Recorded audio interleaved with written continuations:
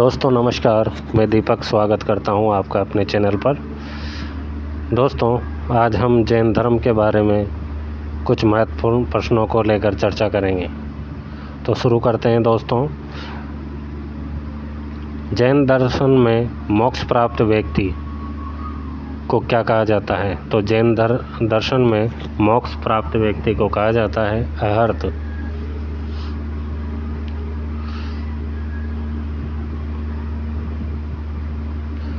जैन ग्रंथ से 16 महाजनपदों का उल्लेख मिलता है, तो कौन सा है? वो है भगवती सूत्र।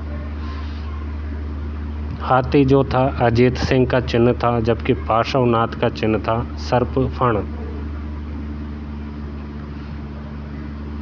स्थविरवाद या थेरवाद जो है बौद्ध धर्म का सबसे प्राचीन संप्रदाय है। महाकच्चायन के नेतृत्व में इस संप्रदाय ने परंपरागत विनय में आस्था रखी। जैन तीर्थंकर पार्श्वनाथ जो है वाराणसी से संबंधित थे। वो संप्रदाय जो नियति की अटलता में विश्वास करता था वो था आजीवक संप्रदाय। तो आजीवक संप्रदाय की बात करें तो मकलीपुत्र घोषाल जो थे प्रारंभ में महावीर के सदस्य थे, किंतु बाद में मतभेद के चलते इनमें मतभेद हो जाता है महावीर में और मकलीपुत्र घोषाल में। तो मतभेद होने के बाद इन्होंने महावीर की जो सदस्य शिष्यता त्यागी और आजीवक नामक स्वतंत्र संप्रदाय की स्थापना की। यह जो संप्रदाय लगभग 1002 ईस्वी तक बना रहा।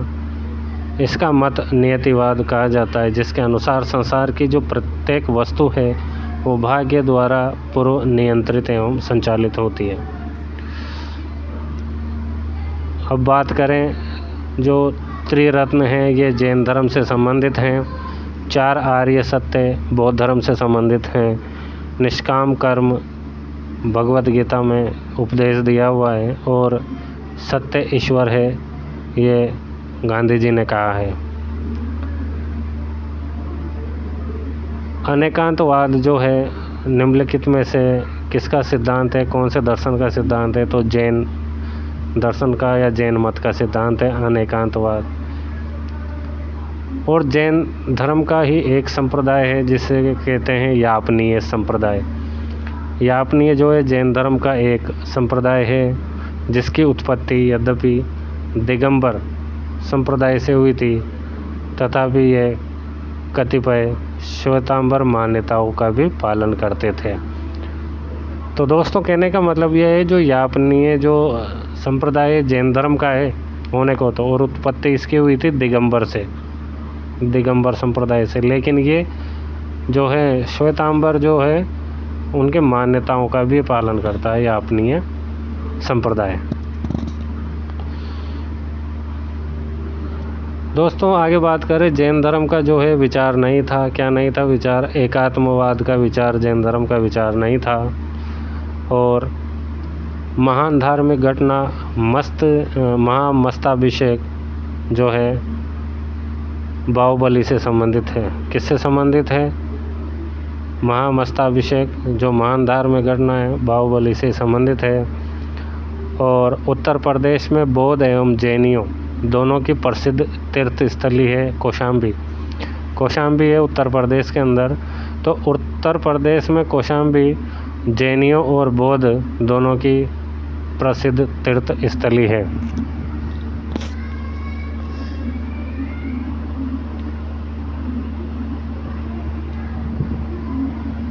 दोस्तों आगे बात करते हैं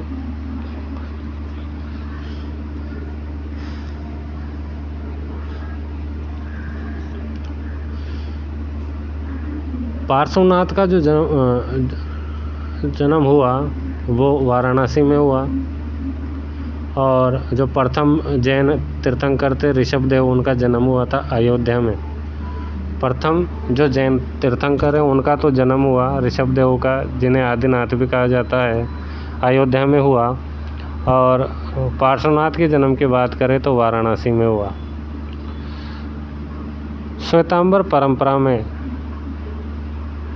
किसे स्त्री तीर्थंकर माना गया है? तो श्वेतांबर परंपरा में स्त्री तीर्थंकर माना गया है मल्लिनाथ को। किसको? मल्लिनाथ को। और ये 19वें नंबर के थे। और 22वें तीर्थंकर है नेमिनाथ। 22वें तीर्थंकर है नेमिनाथ। तो नेमिनाथ का संबंध है भगवान श्री कृष्ण से। देखिए दोस्तों, स्त्री तीर्थंकर के बारे में पूछा जाए श्वेतांबर परंपरा में स्त्री तीर्थंकर, तो वो तो है मल्लिनाथ। और जैन परंपरा के अनुसार जो 22वें तीर्थंकर है नेमिनाथ, उनका संबंध था भगवान श्री कृष्ण से।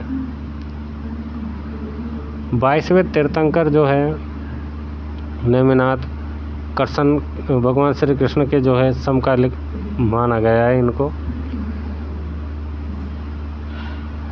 किन 2 तीर्थंकरों के सिवाय परंपरा में उल्लेखित सभी तीर्थंकर पौराणिक है? तो कहने का मतलब 2 ऐसे तीर्थंकर हैं, उनके अलावा परंपरा में उल्लेखित सभी जो तीर्थंकर हैं वो पौराणिक हैं। तो एक तो है पार्श्वनाथ जो 23वें नंबर के हैं, और एक है 24वें नंबर के जो हैं महावीर स्वामी। जो पार्श्वनाथ का चिन्ह है वो तो सर्प है, सर्पफण। और जो महावीर स्वामी 24वें तीर्थंकर, उनका जो चिन्ह है वो है सिंह। बात करें, जैन धर्म के संस्थापक थे ऋषभदेव, यही प्रथम तीर्थंकर थे और इनका जो अन्य नाम मिलता है आदिनाथ। 23वें तीर्थंकर थे जो है पार्श्वनाथ, इनका जो संघ के चिन्ह है सर्पफण है। और जैन धर्म के अनुसार 24वें तीर्थंकर थे महावीर स्वामी। पार्श्वनाथ की जो शिक्षाएं हैं संग्रहित रूप से चारतुयाम नाम से जो है जानी जाती है। और जो ब्रह्मचर्य जो सद्गुण है वो जोड़ा गया था महावीर स्वामी द्वारा। जो 4 शिक्षाएं वो तो पार्श्वनाथ ने दी थी, और जो 5वीं जो शिक्षा जोड़ी गई थी पार्श्वनाथ के जो शिक्षाओं में, वो जोड़ी गई थी ब्रह्मचर्य महावीर स्वामी के द्वारा। पार्श्वनाथ की शिक्षाओं में महावीर ने जोड़ा था ब्रह्मचर्य। क्या जोड़ा था? ब्रह्मचर्य। और महावीर स्वामी द्वारा सर्वसाधारण के लिए जो बताए गए अनुव्रत की संख्या है 5। महावीर स्वामी ने क्या कहा? जो सर्वसाधारण है, जो जनता है, उनके लिए जो अनुव्रत की संख्या है 5। महावीर स्वामी का बचपन का नाम था वर्धमान। और जन्म की बात करें तो जन्म हुआ वैशाली के निकट कुंडग्राम में। कहाँ हुआ? कुंडग्राम में। जैन धर्म के प्रचारक महावीर का जन्म एक गांव में हुआ जो वैशाली के पास है, कुंडग्राम में हुआ। और राजघराने की बात करें तो राजघराना था ज्ञात्रिक क्षत्रिय। कौन सा था? ज्ञात्रिक क्षत्रिय। महावीर किस शासक के संबंधित है? तो देखते हैं, वर्धमान महावीर जो बिंबिसार के जो है संबंधित है। बिंबिसार के संबंधी कैसे? महावीर की जो माता थी त्रिशला, वो वैशाली की शासक चेटक की बहन थी। जो महावीर स्वामी की माता थी ना त्रिशला, वो थी वैशाली के शासक चेटक की बहन। और बिंबिसार ने क्या किया? चेटक की पुत्री चेरना से विवाह किया। देखिए दोस्तों, महावीर की जो माता थी त्रिशला, वो तो चेटक की बहन थी। जो वैशाली का शासक था ना चेटक, उसकी बहन थी। और चेटक की पुत्री से विवाह किसने किया? चेरना से बिंबिसार ने किया। इस तरीके से वर्धमान महावीर जो थे बिंबिसार के संबंधित है।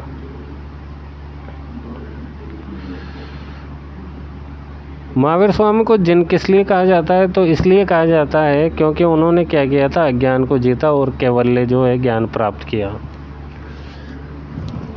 आगे दोस्तों बात करते हैं, महावीर स्वामी एक क्षत्रिय के गर्भ में स्थानांतरित किए गए। इसका तात्पर्य क्या है? तो इसका तात्पर्य है कि वर्ण अधिक्रम में ब्राह्मणों की सर्वोच्चता की अस्वीकारोक्ति।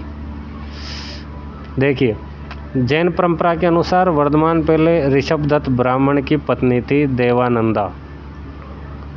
किसकी पत्नी? ऋषभदत्त ब्राह्मण की पत्नी थी देवानंदा। उसके गर्भ में आए पर अभी तक सभी तीर्थंकर क्षत्रिय वंश में पैदा हुए थे, जो कि क्षत्रिय को ब्राह्मण से सर्वोच्चता का प्रतीक था। अतः इंद्र ने क्या किया, वर्धमान को त्रिशला के गर्भ में स्थापित कर दिया। किसके गर्भ में? पहले तो आए थे ये ऋषभदेव ब्राह्मण की पत्नी देवानंदा के गर्भ में, और बाद में इंद्र ने क्या किया, वर्धमान को त्रिशला के गर्भ में स्थापित कर दिया।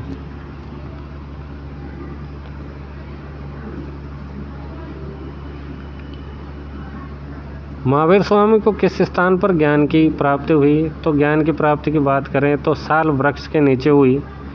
नदी की बात करें तो रिजुपालिका नदी के तट पर साल वृक्ष के नीचे।